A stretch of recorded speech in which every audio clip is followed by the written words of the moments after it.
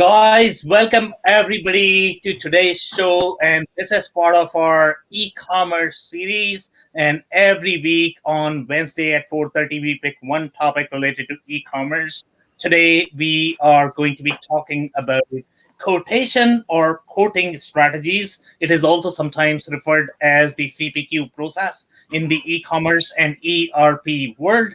And we have a very exciting panel today. I'm going to give you a quick rundown of the panel, and then we will let our panelists introduce themselves. So on my right, we have right or left, I don't know, depending upon where you are on the screen, I guess. I have Steve Rice. Steve brings a lot of experience in the WordPress community. He does a lot of work in the outdoor retail space. So he's going to have tons and tons of expertise from the dealer perspective, from the distributor perspective. Then I have Dave Meyer. Dave has tons and tons of experience in Google and SEO. So we get very deep insight from him from Google perspective. Then we have a guest today, Damon. Damon does a lot of work, with businesses when they are trying to sell their businesses, but he brings a lot of insight. He does a lot of work in designing the e-commerce processes for the businesses, especially if they are going to be slightly more legacy. And then we have Eric Landmann. Eric does a lot of work in the Magento space. He has tons and tons of background in the e-commerce space. So now I am going to ask Steve. Steve, do you want to introduce yourself? Yeah, my name is Steve Rice from SR Consulting and .com Jungle. I work as a trusted advisor to consumer products goods owners, company owners, and executives. And with .com Jungle, that's my technology arm, and we help those same CPG companies make and implement wise technology choices. Amazing. Thank you so much, Steve, for that introduction. Dave, do you want to go next with your introduction? Of course. Thank you, Sam. I am Dave Meyer of BusyWeb. BusyWeb has been around for 22 years now, and we focus on the manufacturing industry in B2B and getting marketing, helping folks drive leads, drive results, drive processes. And in addition to running BusyWeb, I also am a speaker and trainer for Google, HubSpot, and I'm on the circuit as much as I can, which is amazing because I just found out that my first in-person gig is going to be in August. So I'm going to be in front of a real audience again. I'm super excited. Cool. Okay, I'm super excited for those in-person gigs as well. Thank you so much for that intro, Dave. Damon, do you want to introduce yourself? All right. Thanks, Sam. Damon Pistulka, Exit Your Way. What we do is we help business owners create businesses that they can actually sell or succeed. Primarily, we're working with manufacturing, e-commerce, or construction and construction services related businesses. We work in the e-commerce space. We are typically working with the people like you see on the screen here to help get their business from legacy into the current state, so they're attractive to buyers and making more money today and when they're ready to sell them tomorrow.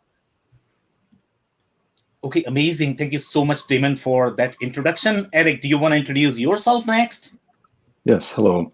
I'm Eric Landmann. I'm the e-commerce division manager of Earthling Interactive. We're a mid-size web development agency, about 20 to 25 employees. Sites we build are usually multi-domain, multi-brand, rather large, complex sites, but not always. About half of our customers are B2C and about the other half are B2B of all different industries. We're not a vertical integrator, so we build all kinds of different sites. And I'm a Magento certified solution specialist. I've been working with Magento since version 1.4, which is, 10 years ago, 12 years ago, a long time ago. There were computers back then. All right, amazing. Thank you so much, Eric, for that intro. And now, just to set the stage, we are going to ask Damon to describe the processes from the quoting perspective. So, Damon, in your experience, obviously, quoting is going to be slightly more relevant for the B2B businesses. But let's say if the businesses that might not be familiar with the importance of quoting and why they should be incorporating these processes on e-commerce, can you touch on some of the business benefits and some of the processes that you have seen in your experience as far as the quoting goes on e-commerce? Yeah, it's simply looking at the buyer demographics, right? I mean, I talk about this a lot. When you look at it, what is it, 60-70% of the workforce now grew up in Google. They're used to buying on Amazon. They're used to buying like that. And when you're a B2B manufacturer, or it doesn't really matter what you're in, but you're in B2B, right? And you're used to having salespeople going out and making sales calls. I'll bet those sales calls are getting less and less effective as the days move on, because the buyers' demographics are changing. This is the underlying thing that you can talk about a lot of things, but when it comes back to it, is the buyer demographics that are changing. People want to be able to get much farther down the sales process online, learning about you, about your products, even through the quote process before they do business with you. And what we see in the businesses when we're helping a manufacturing business that typically could have been, I have to have an engineer that reaches out to you and they talk about specifications and then they get a quote. Now the businesses that have thought ahead and use people like what Eric would do, or maybe even what Steve would do, and some of the other places, or Dave, and you're building these solutions that allow them to go on and custom configure a quote that gives them what they want online. And you can look at things like cable assemblies and even custom machine product and other things where people are getting really creative about building their own configurators online to provide custom quotes, engineering drawings, everything. Those people are winning because those engineers can then, or the people buying, whoever it is, can go on, get a quote for the product they need, then they can talk about it. So the buyer demographics is driving that need. Yeah, you are so right. And I was actually talking to one of the podcast guests, and I think his name is Howard, and I don't know if I can do his last name. And he is one of the bestseller for his book on, I think, New York Times. Okay, and he was talking about incorporating this whole customer data and customer journey. And when we see some of the other industries, for example, let's say if you look at banking, telecom, they have their buyer journey completely mapped out. Yep. They have the customer feedback incorporated as part of their product life cycle, and that's how they sort of innovate in their products. But when I look at manufacturing, Damon, I would say 80% of the manufacturers are still doing their quoting and the sales process, especially when we talk about these complex products and B2B manufacturers, they are still doing very paper-based quoting process. And one of the key piece that you are going to miss is going to be that insight that you get because of the customer interaction. When the customer is going to go and they are going to click on your website for the first time, they are going to make some touches on the website, and finally they are probably going to place a code, and they might have, let's say, 10 different rounds, and finally they might place an order. So all of these data points, you don't really have that in the manual process. But when we look at the manufacturer, when we talk to manufacturers, especially in my experience, they just don't seem to get how their quoting processes can be mapped out online, how their quoting processes can be mapped on, over web. So in your opinion, when we look at some of the manufacturing products, can all manufacturers map their processes over web, or are there any products that might not be fit for e-commerce? You asking me? Yeah. I think if you're creative enough, you can make it work. I mean, I really do, and the other guys here can weigh into it. But yeah, I think there's so many untapped things that my mind hasn't even conceived, that when I talk to people that do this every day, there's solutions to it. Yeah. So now, Dave, I'm actually going to move to you, right? Because you look at this from Google perspective, from the SEO perspective. And I was actually having this conversation with a marketer, and they were like, you know what? I really sell very expensive equipments, and they cannot be really mapped over web. And that was a shock for me. And that is because coming from a marketing agency, from a marketer. So in your opinion, do you see some of these products which are going to be, let's say, slightly more expensive? They may have very high-tech sales process. Do you believe that they can be mapped over web, and a company should be thinking about mapping over web, and companies should be thinking about e-commerce, or not? Absolutely. They should be thinking about how to incorporate and how to remove the friction at every stage in their buyer's journey. So one of the big things that you're going to have, especially in large complex sales and B2B sales, is that people have a lot of answers that they need to find. On average, the B2B world will click up to 80 times before they actually click contact, Yeah. or before they try to complete a sale, right? So once we get into the quotation tool, or once we get into that option, that's after 80 clicks. So you need to have a lot of content that backs up, that answers questions, that handles objections in the sales process, that warms people up. And then the cool thing about having online quotation strategies and the ability to do that is that you can automate that. If someone fills out a quote, you can automatically send them a follow-up message that says, I'm going to need a little bit more information on that, or thank you for submitting. And you can progressively lower the bar so that it's as easy as possible for people to take the first step with you. After they've already walked down the path, it's much, much easier to keep them going. And it's 10 times easier to make another sale from an existing customer than it is to find a brand new sale from someone that you've never talked to before. So it's all about reducing friction, lowering the bar, making it easier for people to work with you. And it all comes down to having that ability and the capability to automate and reset as much as possible.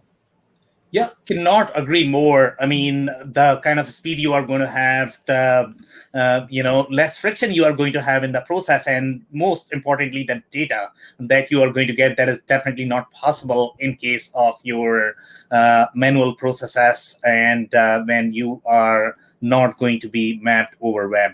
So, Eric, now I'm actually going to move to you. So, in your experience, have you done any project where you felt that it was just a stretch going over web or going over e-commerce in any of the product category? Or do you always feel comfortable whenever anything comes to you? You always feel comfortable that every product category out there should have some sort of e-commerce component? Well, two examples come to mind. We've got a customer who is they sell bike racks. Yeah. And there's a lot of configurable options, including colors and paints and finishes, but it's not infinite. It's not, one product may have 30 or 40 iterations. We're just working on installing a 3D configurator for that, but we discovered that the products weren't set up correctly so that all the thumbnails come through. So to Damon's point, many things can be done, quite a lot of things can be done, but you sometimes run into situations where, oh, wow, we didn't realize it was going to be that much work. Actually, I'm shocked by the amount of times I say that. So that is one possibility. It looks really slick and it's really cool. And the client can get this configured product in a quotation. The quotation goes into their quotation system. Then they can reply. And these are large items with all of them there's not standard shipping because they're heavy and big. Think of a bike rack in front of a hotel or something like that. The things are huge. So the quote is presented to the administrator and they have their opportunity to upcharge it or mark it down or add custom shipping. But also to Dave's and Damon's points, this does allow a pretty seamless flow of information from the customer to the administrator, who then can update it, and it gets presented back to the customer in an email with a PDF attached, and certain pieces of that then get pushed into the ERP system, which is kind of closing the loop. That might be through HubSpot or directly to the ERP system or whatever sort of integration you got there. So there's really two chunks there. One is removing the friction with the customer. Second is, okay, you can install a quote system on your website, but okay, then what? You don't want to rekey everything, right? In your ERP system. So you've got to have a link into the ERP system, using really non-technical terms there. So that's thing one. Thing two is, and that was a B2B site principally. Thing two is a whole nother user experience. We've got a customer who we are working on a guided purchase kind of solution, which is much more of a consumer thing. Yeah. This is for sale boards.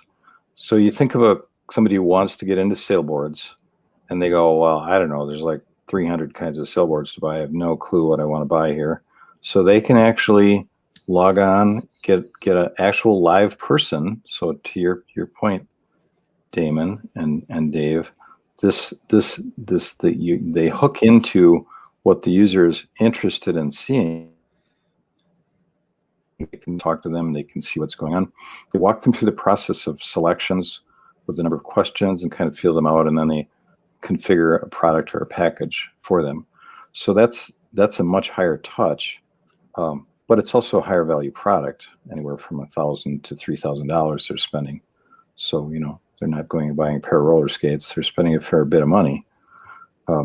So those are two really different solutions. And actually that system that I was talking about, that configurator, the second thing, they could get a quote at the end of that and email it, and then they have something the vendor has something to follow up with the customer on. And that follow-up is statistically, I'm sure Dave would know the number, very high response rate in terms of turning over those quotes into sales, really high. Kind of like an abandoned cart sort of program, similar. Okay, that was a big exposition. Somebody else. I love it. And I don't have a good number, unfortunately, but I know that it's way easier if a customer feels like they're in conversation and they've got their answers met, and they know that you can answer that, so that it goes in. And is it bad that I'm so into B2B that and into sales that I thought you were talking about like a whiteboard that you would take along from customer to customer when you talked about sale boards? Like, oh no, you mean the wet water thing. Like, okay, the water thing. Yeah, that's amazing. Yeah, it's cool. Well, and Eric, one real quick. Eric brings up a great point. This doesn't happen without having your engineering data, your ERP working in sync with your website right. This all has to work right, because when we talk about this, we're talking about speed, right? We're ease of customer. If you have to turn around and rekey, re-engineer every time an order is placed, you just wasted tons of time and money that your customer doesn't want to pay for. I mean, when you get that seamless, so they can order online, it goes to the production floor and gets made, that you've cut days, probably even weeks out of the process. And that's what I think. Yeah, go ahead. To that point too, everybody's probably aware there's just a personnel shortage, like in all throughout the industries. So the administrators they're up to their necks with work. The last thing they need is more work. So if you can build a system that makes this relatively seamless for them, that's going to be a big win for them for sure. Yeah, completely agree on all of the points that you mentioned, Eric, especially the guided purchase. That actually enhances the experience significantly. And to Damon, your point, if your systems are not going to be connected, then the experience is really not going to be as smooth. So it's really important that your pricing is sort of connected. You cannot really have fake price in your e-commerce, and you cannot have your customers commit to the product when you cannot really deliver. And if you have those scenarios, then obviously your experience is going to suffer. So thank you so much for those thoughts. Steve, in your world, in the outdoor retail world, I don't know if you see a lot of, quoting requirements. Have you seen any strategies that work in your space? Do you want to touch on what you have heard so far in the conversation? Yeah, I think between Dave and Eric and Damon, they've each brought so different aspects of it together. So I feel like I'm just sort of standing on the shoulders of giants with what I'm about to say, But I think bringing it all together at its most basic, a quotation system is nothing more than, well, it's a bunch of things, but it's nothing more than a shopping cart without prices to some extent. But it's also the beginning of a negotiation, even if it has pricing in it.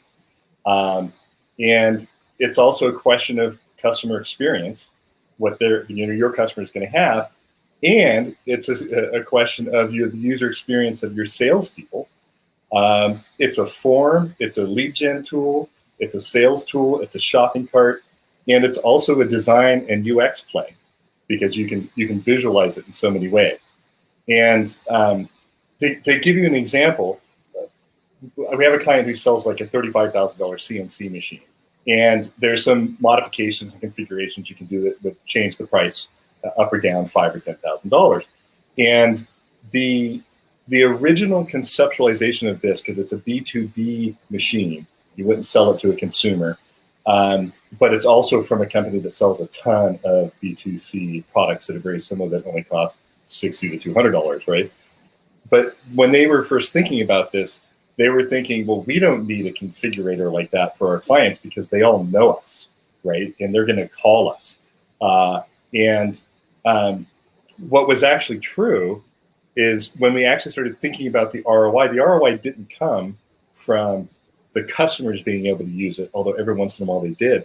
What happened is that we started talking to other teams like the German sales team and the Canadian sales team and actually the American sales team, the people who are actually at the trade shows, and realized pretty quick that while they were coming to us saying, we need this configurator for our customers, we realized the ROI was in making that a configurator for the sales team. You know, so in the end, it was a quotation system that was, one of the questions you asked, Sam, to back up is should anything and everything be able to be quoted? And I would say yes. I think all three of the other guys already said that. Start with yes, and you'll find things like this where the ROI came from the fact that the sales guys could do their job and get a quote, and they could even change the pricing on it depending on the level of access they had, whether they were executive director of sales or something, and they could use that as a negotiating tool. So once again, the ROI ended up being because the sales guys all of a sudden had a tool that was so easy to use. They weren't having to explain what widget A and widget B were and where they fit on the machine because the guys could actually look at it live at a trade show, configure it, and say, there you go. Yeah, could not agree more. And in fact, I mean, see, Dave, I'm probably going to be speaking your language here. When you talk about your real market, it's not really your network. Your network is going to be limited by your connections. But if you really want to tap into your actual market, you really need to tap into Google. Google is where your total market is, which is going to be far bigger than your personal network or word of mouth that you might be getting at this point of time. Once you go to Google, then you will know how many surprises you are going to get in your business who didn't know that you existed. So again, unless you make that journey, unless you make that shift, you are not going to know that. So one of the challenges that I personally face when I talk to the businesses that are either not sure how to map this into e-commerce, just because it could be one of the challenges that I typically see is going to be recognition problem that, I don't really understand whether my business is the right fit for e-commerce or not. And I am talking about some of these very heavy engineering shops, and some of those shops could be, let's say, you talk about the print shops, each of the jobs, they might think that, I don't even have a product. For me, even though I'm delivering a physical product, it's almost like a service, because for each of the job I'm doing, each of those jobs are going to be unique. Okay. But if you think about it, even those can be productized in my mind, the way I like to think. Okay. In my mind, everything can sort of follow the template. Everything can have some sort of configurations, and you can map out the whole process, even if your jobs are going to be very unique, and no two jobs are going to be same in your shop. So guys, I want you guys to touch on the key strategies. The objective of this session is to coach executives. Okay, what do I need to do if I'm the manufacturing executive? Number one, to identify whether my products are going to be right fit. Number two, how can I start on my journey? So those are the answers I'm looking from you guys. So, Damon, I am going to start with you. Let's say if I'm the very heavy engineering shop and I need to productize my service offerings, what am I doing in terms of identifying, okay, what is going to be my product model? What are going to be my attributes that I need to map from the business perspective? And then we will get into slightly more technical aspect of the problem. Yeah, I think this is, I think about this a lot, right? Because I did this years ago before e-commerce was really popular in a company, and I'll explain it really quickly. We made checkout counters for grocery stores. If you've been in a grocery store, you've probably seen one of them we made. Well, this was a 50-year-old company. It grew up before 3D modeling and all that kind of stuff. So we went through the process where we made our basically commonality across all the product lines, redesigned all the product lines so they were configurable. When you think of example like your print company, it starts with the base material and works its way through what are we doing to this material, right? Are we cutting, printing, whatever we're doing? You just have to recreate, and not just, it's not easy, as Eric brought. There's a lot of engineering and other hassle things you're gonna have to work with behind it, but start with your process and how you would build something, and think about how you can do that electronically and aggregate your costs to each step in the process. And I truly believe you can do this with custom machining. You can do this with fabricated metal. You can do this with a lot of different things. You just have to start from that basic premise. Yeah, I completely agree. Even, the most service-based business can be productized. It's all about, to find those common attributes, find the refined target market, find the ideal customer profile. And once you have all of that, then your product mapping is going to be easier. So now let's dive into the details. And I don't know, Steve, I want to start with you because you bring that, business plus your technical background. So do you want to touch into how you would help the manufacturing executive in mapping these processes when they are starting on their configuration journey? And I cannot even speak that word now. Well, one of the answers is I would skip doing that with the executive. And I would actually talk to the executive about the different ways you'd go about doing this or what your options are, because some are really expensive and you might not get ROI from it, right? And sometimes it's better to test drive something that's really inexpensive but not as feature rich in order to prove the concept. And we've done that a lot. So that's actually where I would start. And I see everybody here sort of nodding their head because, in spite of the fact that we make a living doing this, we actually want our clients to make more money, not less. And we want them to be profitable. So I would rather start out proving a concept first and helping them work through that situation so that they have confidence in being able to actually apply an ROI value to a bigger project if they need it, right? Now, that said, I think that the conversation we had last week about product filters and attribute sets completely applies to everything we're talking about here, because, and that's assuming that we're also talking about a configurator here. It doesn't have to be a configurator, though. I do have a client that sells, about 30 products, but has like 1,000 parts. And the customers don't get to see the parts, but they do get to place orders where their prices change. And the first time they do that, they don't get to see any pricing. And on the back end, an order comes through for nothing, right? And the salesperson gets to then call them up and say, see, this is what you did. Our value, here's our price breaks. If, you were at an $18,000 order, if you go to 20, then I can get you 5%, 60 terms, something like that. And that's that negotiation process. So I guess to get back to your question, where do I start? I would be asking them, what is it your customer is actually trying to do? Yeah. And I'd be thinking about those attribute sets. And frankly, it's a lot easier if you don't have a configurator because like I said before, if you're just selling things, you just have to customize the back end or click a couple buttons to turn off pricing. And then you have to have a talk with your EDI folks and the ERP folks, because they usually don't like products that come through for $0. Figure that out. But for the most part, you're talking about setting up a system where someone can place orders for nothing and then someone else can call them back. So when you get into the configurations, then you're talking about, let's map out those attributes first. People forget that attributes are not a function of products. It's actually the other way around. You don't create a shirt and then create small, medium, large, extra large, blue, red, green. You create the attributes first for an entire category of products, whether it's in Magento or WordPress BigCommerce and any other ones, the attribute sets are separate. You build those first. That's a conceptualization of the types of products you're going to apply to it. So you map that out and then find out what the customer wants. Yeah, you are so right with respect to your comment about the product filters.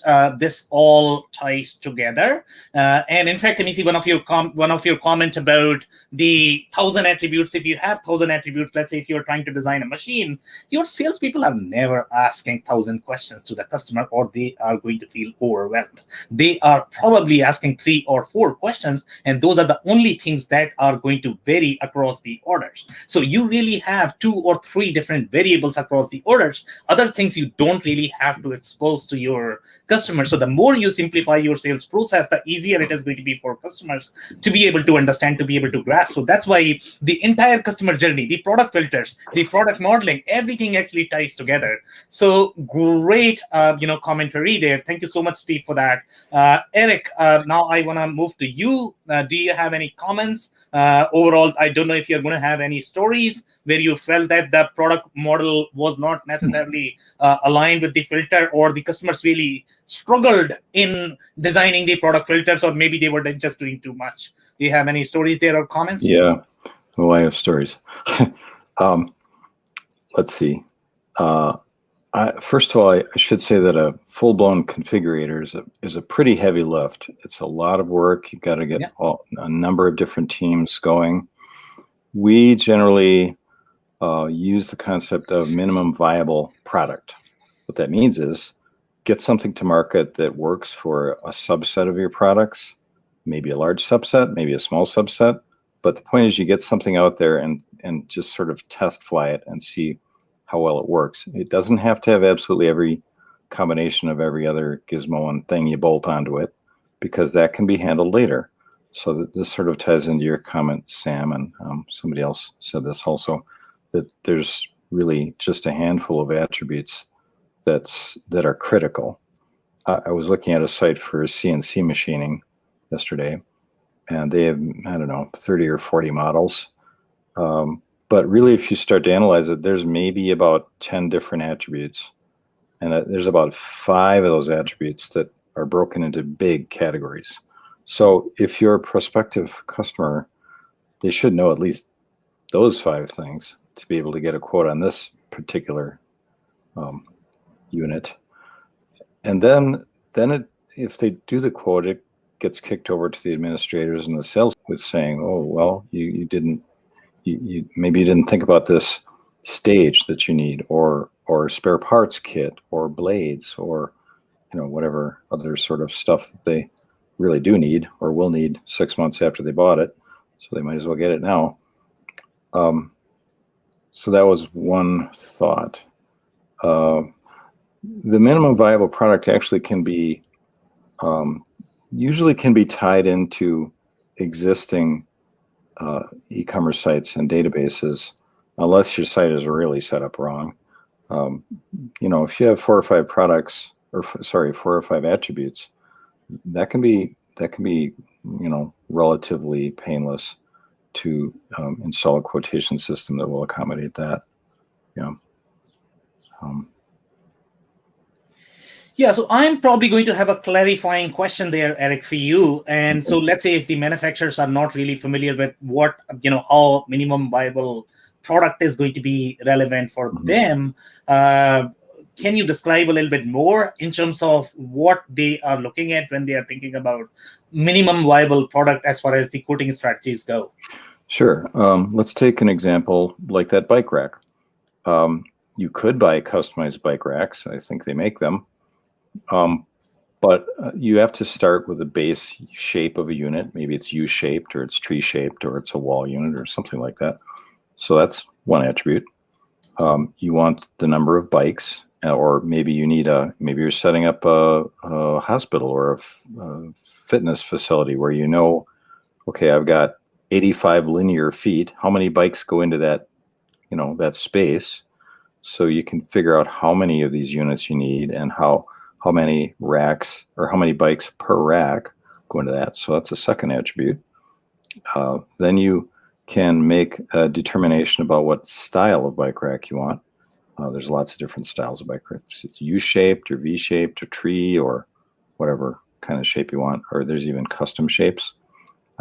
They can fabricate custom shapes too. Like suppose you want your in a high-end corporate park, you could have your logo put on the bike racks too. That would be a separate thing though. So yes, and then you have of course color and style and gauge of steel and the manner in which it's fastened to the cement. Is it embedded in the cement or is it bolted in, or those? So really, I've talked about, really, there's only like 4 attributes right there we're talking about. And yet there's lots of other things like powder coating or colors or tool sets that you can add on. Those are add-ons. So the base products is about 4 or 5 attributes. The fun part about this, and Eric, you hit on something that I want to raise up. I think if you're talking to your sales team, they will probably tell you what those first questions are in your quoting process, right? Mm-hmm. So a good salesperson, and part of having a great quoting system is to make your sales process repeatable across a massive scale. So asking your sales team, what are the first questions that you ask and what are the needs that they have? It might be all the way back to who is making the purchase right now or who is visiting. Are you a low level? Are you an engineer? Are you someone that's right on the line? Are you trying to figure out exact specs? Are you trying to look at qualifications? Are you a executive trying to make a more broad ranging and all encompassing decision, and how all that stuff meets in, right? So a good sales process and a good quoting system is going to ask those same questions. And I'm probably blurring the lines between product focused quoting versus service focused quoting here a little bit. But as you think about what, in my case, most of the people that I work with are service related. And so, as you look at who I'm trying to meet or who I'm trying to meet the need for, then you get into the next step of, okay, well, here's the questions that they're going to ask, and letting them check that is going to set them down a path. And a good quoting system, if you build the information architecture right, will feel like a natural conversation that a sales staff is having, because if you say, okay, well, I do need this technical part, you're going to get the technical answers or the more technical questions, right? So within 3 or 4 clicks, you should be able to get right to the heart of what that customer is looking for in a well-designed system.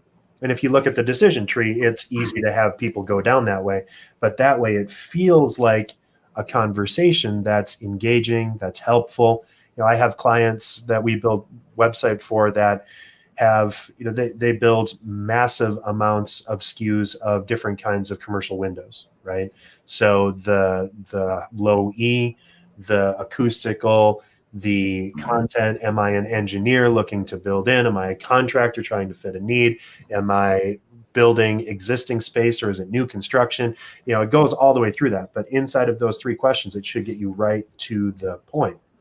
That's where having a great system can roll a lot of that need all the way down. If I already have a relationship with people, right? So if I'm in an ERP, I already know who Bob Smith is.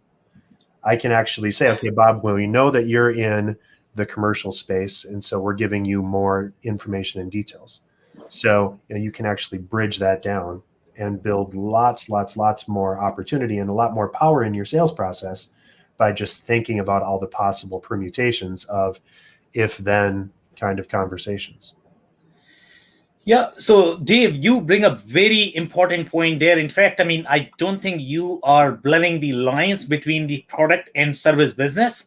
In fact, that was probably going to be my next question for all of you. And that was going to be, so far, the quoting processes that we have analyzed, they were really from the product perspective. But when you look at the quoting processes, they are far deeper when you think about the sales alignment, the sales process alignment, the sales team alignment, the pricing strategies. If you look at some of these regulated industries, they are going to have very specific process where you can sell a product in a specific country, but you cannot sell in the other one, or you can sell in one city, or maybe you cannot sell in the other one. The same thing goes for pricing as well. Your pricing is going to be very configurable when you have variables such as cities or states, the way you want to drive your pricing.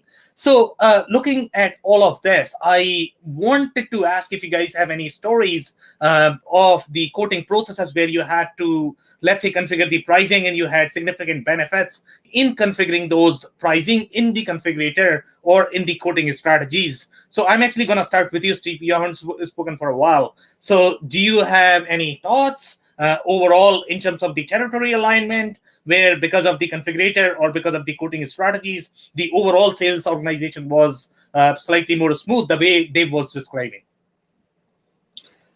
If I gather your question right, you're asking if we've addressed any issues where the pricing was basically different in one place than it was in another, and how we tackled that from a technological standpoint? Well, overall, the pricing strategies, right? So when we look at the manual pricing, obviously you are going to be limited in terms of what you can do, versus when you are going to be online and digital, now you can do a lot more overall from the pricing control perspective, just because you are going to be slightly more confident in your process.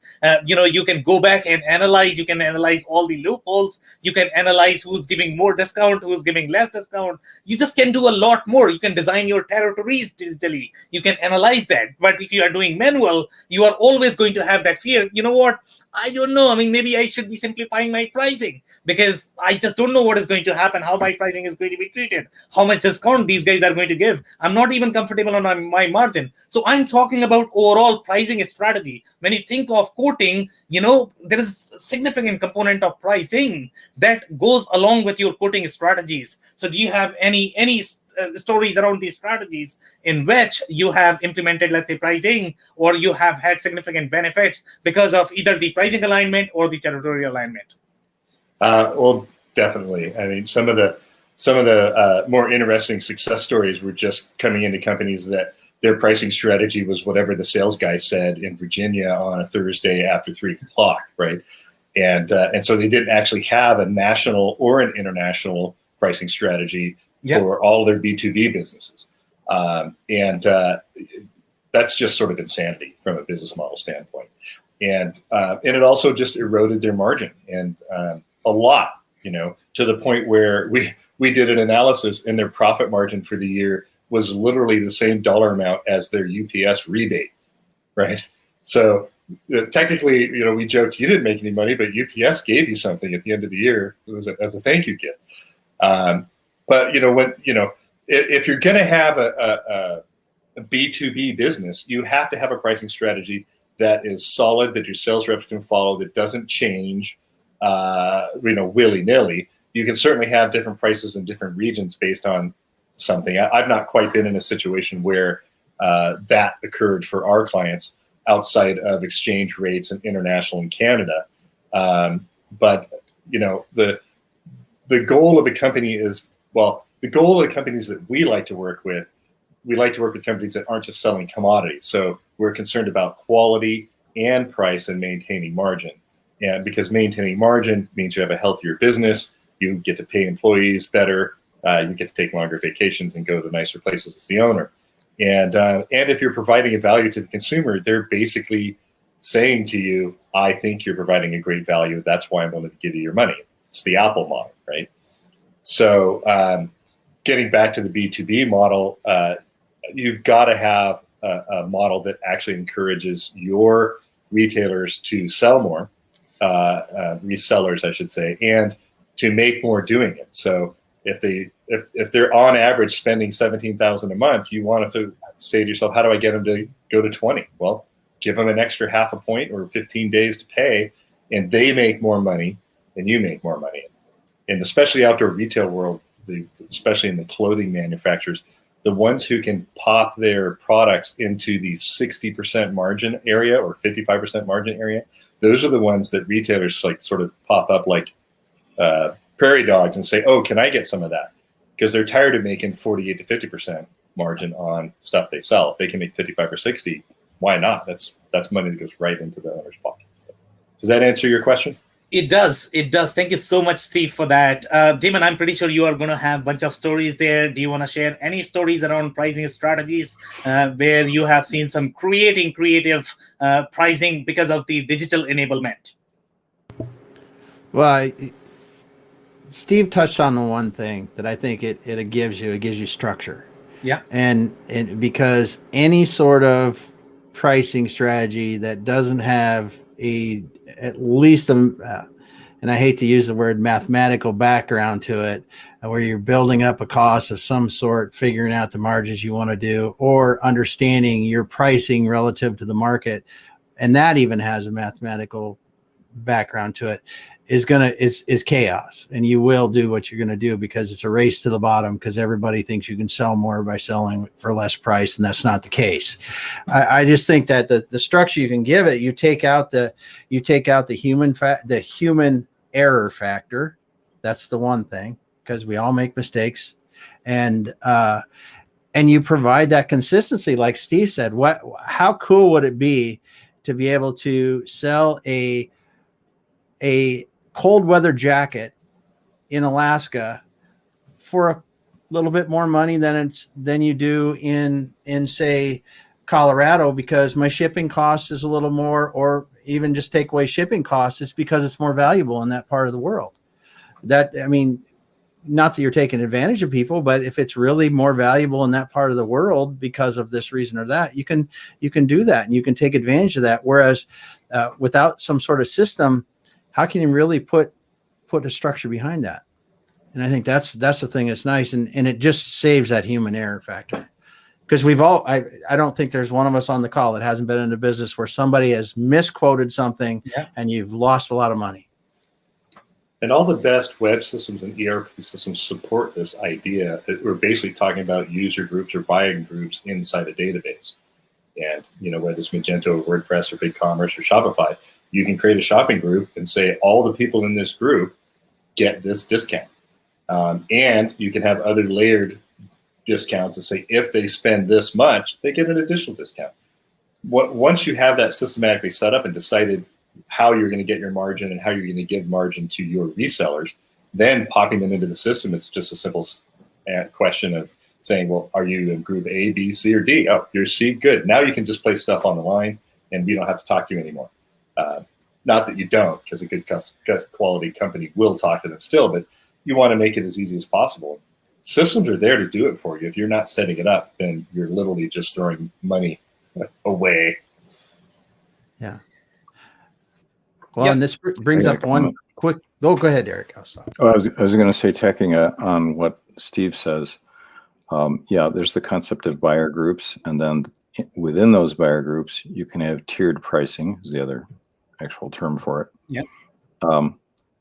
And how those prospects are assigned to those groups could be geographic, could be by sales rep, territory. We've got a customer who sells industrial equipment, and some of their territories are in Texas. Well, they have about 6 different territories in Texas, because there's a number of large metro areas, but then there's all the rest of Texas, which, geckos and lizards and snakes and not much else. So pricing there is more expensive. Unless you're in Houston, then it's a better deal. So you have those two concepts. And then in a quotation system, if management so chooses, you have the additional level of discounting or upcharging a particular individual quotation. So you actually have 3 different places you can modify that pricing. So a lot of control there. Yeah. Yeah. Damon, you had a comment there. Well, Eric covered it very well. I think it gives you the opportunity to reward your best customers by offering additional discounts if they spend more money with you on a monthly, annual basis, whatever you want. And then also the upcharge is what people miss all the time, because you have customers on very expensive products will pay a significant upcharge if they can cut lead times. And if you have the capacity on the back end to do that, you can make a lot of margin money by doing that. And the system can be set up to do it automatically. Yeah, could not agree more. The kind of data, the analytics that you are going to get from digitally enabling this, and then finally figuring out the pricing and discount, you can be so creative. So now I am actually going to move the discussion towards a little bit more B2B side. Okay, so I know that we have discussed a lot of different products, but they were slightly more consumer focused. So when we look at the clothing example, right, that was slightly consumer focused. Bicycle shop, okay, again, in my mind, I think that's slightly more consumer focused. I am going to ask you a traditional machine shop. Okay, if I have the machine shop and there are going to be at least 5,000 businesses, and I don't know how many of them are really the e-commerce enabled. Damon, you need to really provide me the data. I can almost guarantee that there's not going to be probably 5 or 10 machine shops that are actually doing the real e-commerce. Now, number one, what are the barriers that they just don't see themselves as the e-commerce candidate? Why do they not see themselves as the e-commerce candidate? That is number one. And number two, how can they start on the journey? Because they are really behind in my mind. That's a good question. That's a good question, because it's and one, like I said at the beginning, I've thought about this a lot. I think there's some simple things that a machine shop can do to. And I like the idea that I think it was Steve brought up, that someone could actually generate a quote with a zero price, and then the salesperson would call. That it might have to be a hybrid kind of system like that if there are certain things that happen. But you cover the machining industry. I have to believe there's a way to develop at least a rudimentary quoting system based on material, what you're doing, or even uploading a three-dimensional model with the software that's available now to give you an analysis of what it will take to machine that, and just some factor on that to give them a quote to talk about. And Dave brought it up, and the other three, all of you guys brought it up on here. There is to be a way to do it. I just think that they have to be willing to step outside of the box a little bit, and probably into the next room and the room beyond that, and really think about how much better would it make their customer journey if they could get to that point in the process without talking to anybody and on their own pace. Right. I think the funny thing that you mentioned, Sam, is a manufacturing or a milling kind of company. We signed a CNC company last week, and guys, you have a quoting tool on your website right now. You have it under Contact Us. It's a form, right? Yep. So add a couple new things to that form. Start, like Eric said, make baby steps, do small things, add new content, add new limiters, add new questions as you go on through it. Think about who your customer is, think about what their needs are, and have that go from there. One of the hard parts that manufacturers tend to have is they are very much in the see a need, fill a need world, right? I make metal rods for whatever, right? So thinking a little bit back outside into the business process that's beyond that I do thing for need is very difficult for those folks. But once they see the benefit of all you need to do is ask the right question, and it doesn't have to be a world-beating system that's going to cost tens of thousands or millions of dollars to build, but you do have to start down the process. You do have to take the first step, and that baby step might be on a WordPress website. And that's easy. And you just have to get moving and then commit to continual small improvement, ideally after having great conversations with your sales team to make sure that you're asking and replicating what your best salespeople are doing. Okay, amazing. So Eric and Steve, I don't know if you are going to have any comment related to machine shop. If not, I am going to have next question related to serving multiple industries from the machine shop perspective. Do you guys have any comment or stories, Eric or Steve? So far for machine shop. Yeah, go ahead. Yeah, just quick. Two thoughts. First of all, at some point, somebody, probably the director of sales or somebody like that, is going to notice that, hey, our competitors are doing this at some level. So they're going to have to do something. The other concept is a quotation system is, in its very essence, a lead generation system. Yeah. You're collecting a prospect who's interested in your products. Do whatever the hell you can to get that lead generation in. I don't care if you give away a free toaster, whatever, doesn't matter. The point is, make a minimum viable product. It can be just a form with a few things, simple inquiry, or it can be much more complex if you're set up that way and you have the budget for that, and you have the need. But get the requests in there and get it rolling.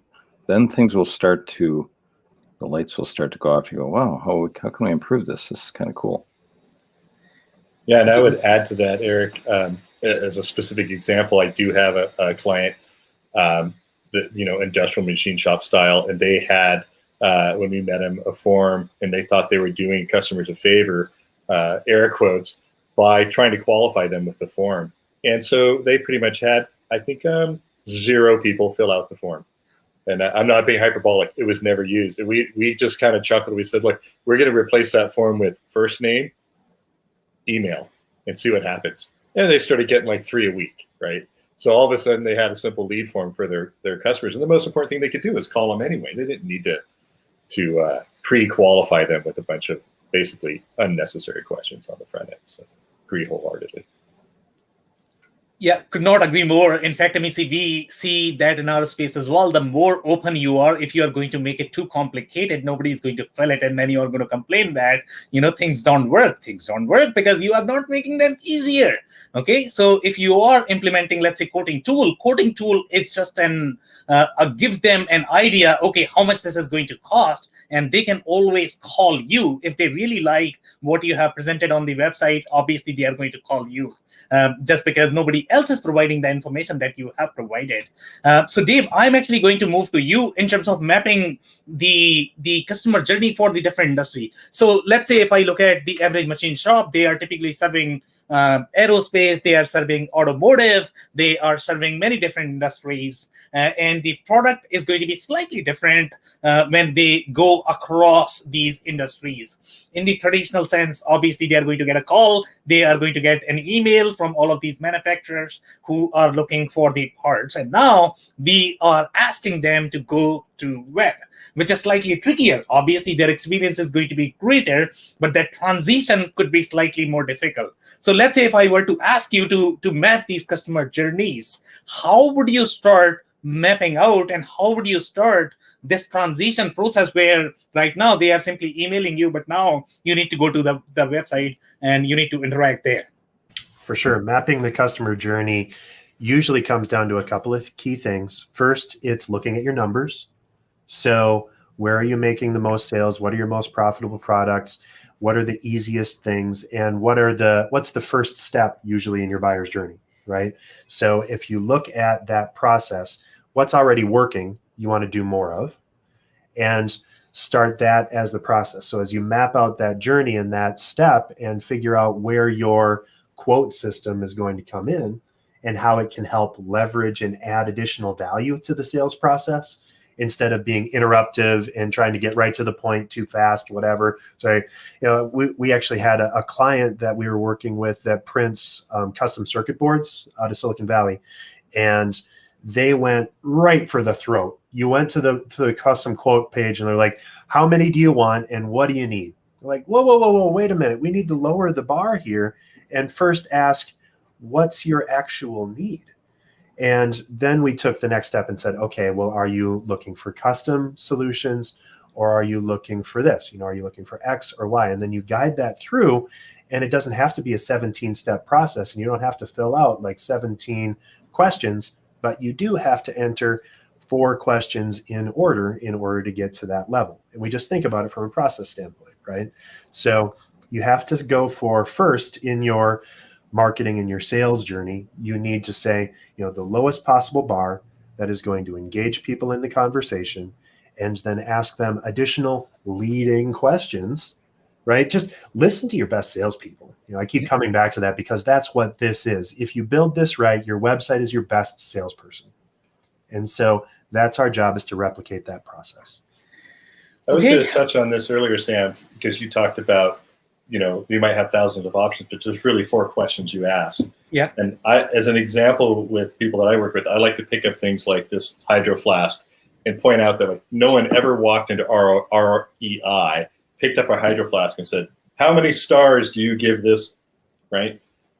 What they did is they said, I went rafting the other day and it was 105 degrees on the river and my iced tea was 104 degrees. Right? And likewise, the salesperson doesn't say, when someone says, I need a water bottle, they say, well, I give this 4.23 stars and here's my review. They say, I was on the river last week and I put some iced tea in here and it was still 63 degrees at noon. If you're selling widgets, you're doing the same thing. To Dave's point, you're asking what are you actually trying to do? What's your experience? And you're not going to ask them, well, do you want 1.3 ounce rolled steel with a tapered lip? Nobody cares yet. Talk to them like they're a human being and make the digital systems match that. That's pretty much, I think, what we're all saying in the last hour. Right? Okay, amazing. So we are at the top of the hour right now, and I want to make sure that we incorporate the closing comments, but we are going to keep it super brief. So in 3 words or less, Eric, do you have any closing comments? 3 words or less.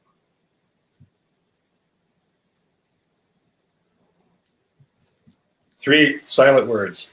Wow, Okay, that's I think hard. he say, said wow, that. that's hard. No, that's it. Next. Okay, amazing. Thank you so much. Dave, 1 sentence. Okay, 3 words probably are difficult. I posted a LinkedIn link on the process that I keep talking about in the reactions today. So if you could check that out, I think that would help progress the questions that you need to ask. So that's my big ask for today. Okay, amazing. Damon, your closing comments? Well, Dave reminded me when he's talked about the forum to shut my engineer brain off from many years ago and get simple. And I think the overall theme is just start somewhere. Yep. Start somewhere. That's what you've got to do. You could do it in 3 words. See, Damon did it. All right, Steve, your closing comments. Human-centered design. All right, love it, guys. Steve's got Thank you it. so much for your time. Really appreciate your insights. This was a very powerful conversation, guys. If you are checking out this for the first time, we meet every Wednesday at 4:30 p.m. We pick one topic on e-commerce and we go really deep. So, I'll see you next week for a very exciting topic with another panel. Again, thank you very much for your time and insights. Thank you, Sam, Damon. Thanks, Sam. Dave. Thanks, guys. See you guys later.